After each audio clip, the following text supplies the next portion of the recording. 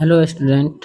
आज जो है हम क्लास 12th के फिजिक्स के चौथे चैप्टर चुंबकत्व और विद्युत चुंबकत्व को लेकर के आए हैं।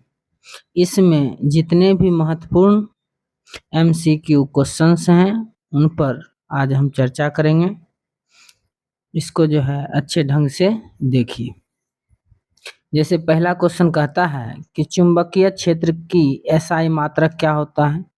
तो चुंबकीय क्षेत्र का एसआई मात्रक होता है टेस्ला। ठीक है, इसका एसआई मात्रक क्या हो जाता है? टेस्ला। आपको याद रखना है, टेस्ला इसका एसआई मात्रक होता है। दूसरा देखिए, क्वेश्चन है किसी चालक में धारा प्रवाहित होने पर उसके चारों ओर क्या उत्पन्न होता है। तो किसी चालक में धारा प्रवाहित होने से उसके चारों ओर चुंबकीय क्षेत्र की उत्पत्ति होती है। यह जो है अवधारणा ऑस्ट्रेड नामक वैज्ञानिक ने दिया था। चुंबकीय क्षेत्र, इसका सी ऑप्शन सही हो जाएगा। अब हम चलते हैं क्वेश्चन नंबर 3 पे। 3 कहता है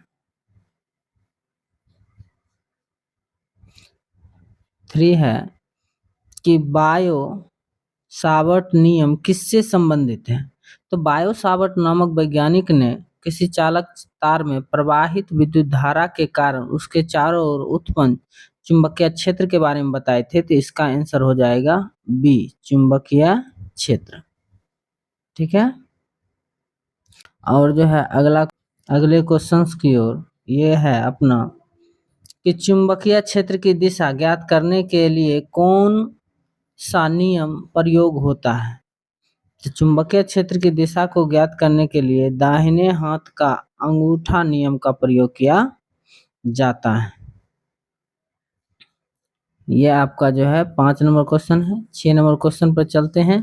कहता है टेस्ला किसकी इकाई है। तो अभी फर्स्ट क्वेश्चन ही था कि यह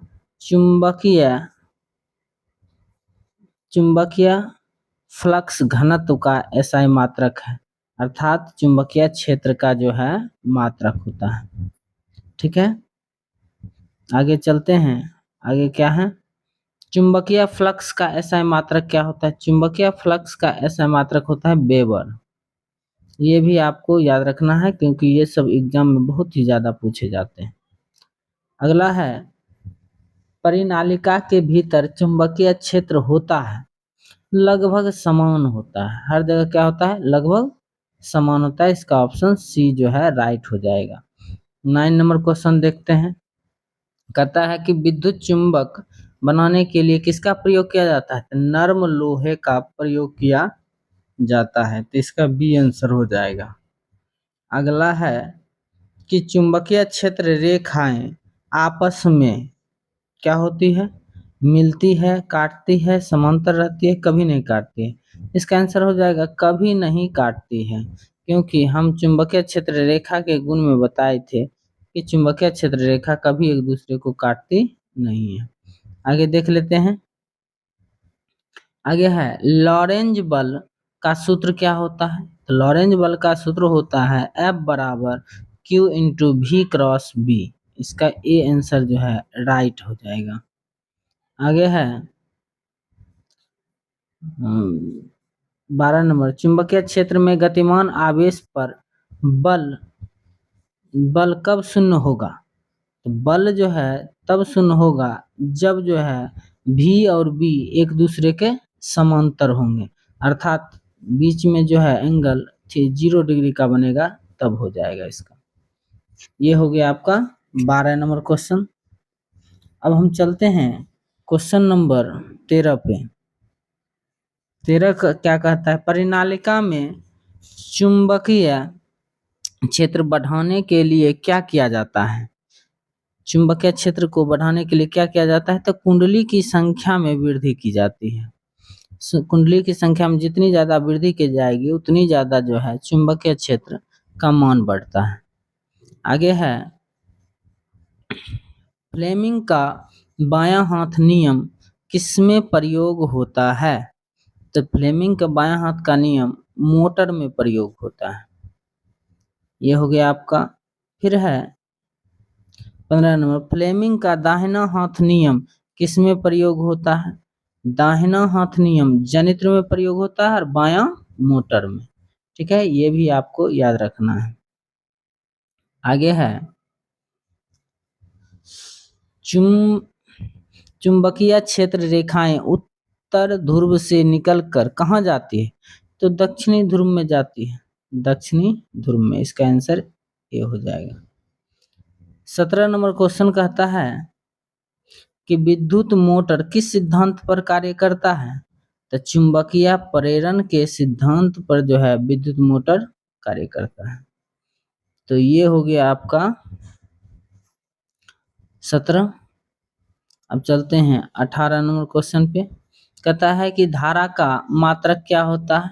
एम्पियर विद्युत धारा का मात्रक होता है। अब है 19 नंबर क्वेश्चन। 19 नंबर क्वेश्चन कहता है कि चुंबकीय क्षेत्र में वृत्ताकार गति करने वाले आवेश पर बल की दिशा होती है केंद्र की ओर। इसकी क्या आंसर हो जाएगी? केंद्र की ओर होती है। इसको जो है याद रखना है। आगे है 17 नंबर क्वेश्चन।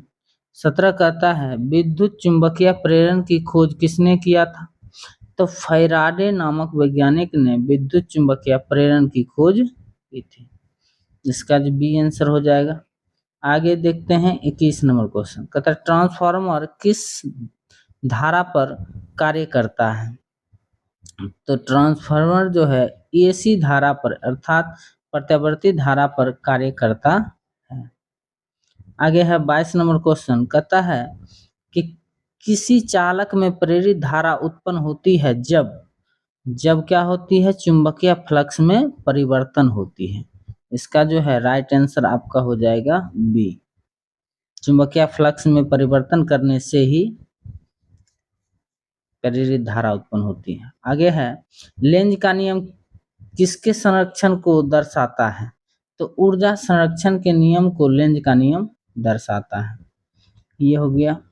आगे देखते हैं। आगे है चुंबकीय क्षेत्र में प्रोटॉन की गति होती है। चुंबकीय क्षेत्र में प्रोटॉन की गति होती है वृत्ताकार। ठीक है, तो ये 24 हो गया। 25 देख लेते हैं। 25 क्या कहता है? पृथ्वी का चुंबकीय क्षेत्र किस प्रकार का है? पृथ्वी का चुंबकीय क्षेत्र किस प्रकार का है? तो इसका आंसर हो जाएगा द्विध्रुवीय।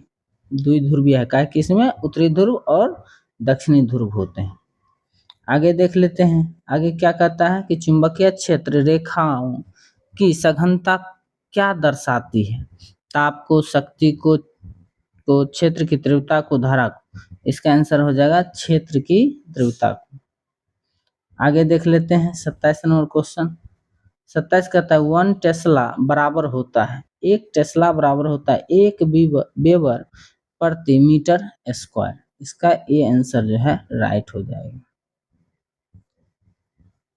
आगे है पृथ्वी के चुंबकीय ध्रुव और भौगोलिक ध्रुव क्या होते हैं? तो समान होते हैं, अलग अलग होते हैं, जुड़े नहीं होते हैं, स्थिर नहीं होते हैं। तो इसका आंसर हो जाएगा अलग अलग होते हैं, अलग अलग।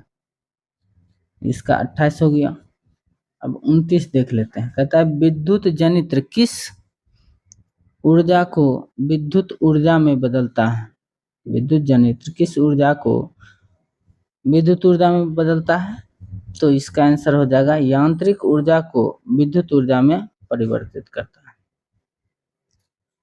आगे देख लेते हैं क्वेश्चन नंबर 30। कहता है चुंबकीय क्षेत्र में रखे धारा वहन करने वाले चालक पर लगने वाला बल अधिकतम कब होता है? देखिए, ये तब होता है जब दोनों के बीच का एंगल 90 डिग्री होता है। तो इस प्रकार से ये 30 क्वेश्चंस महत्वपूर्ण थे।